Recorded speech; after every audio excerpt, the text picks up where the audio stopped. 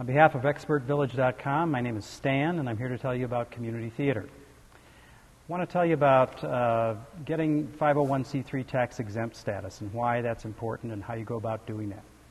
When you form an organization, it's a good idea to incorporate your theater organization so that you're protected from liability issues and that sort of thing. And when you incorporate, you have bylaws and articles of incorporation and all sorts of documents that you need to generate, the rules by which you're going to operate, by which your board operates.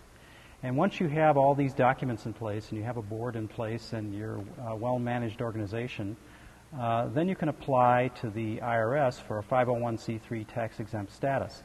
And why that's so important is that unless you've got that, it's very, very difficult to raise money.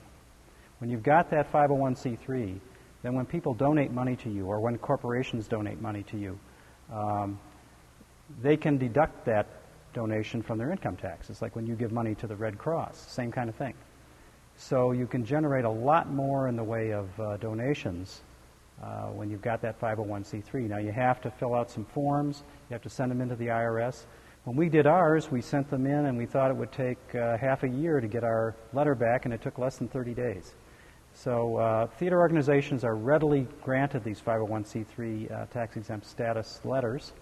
And once you've got that, it was just amazing the change it made in our organization. That's one of the reasons we've grown so much in the last couple of years.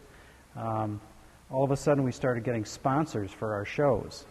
Major corporations would pay substantial amounts of money to underwrite all the expenses of putting a show on the stage. We started getting other donations from private individuals. You know, they could deduct that from their income tax. When somebody would donate a prop to us or a piece of furniture, that's a deduction they could take from their income tax.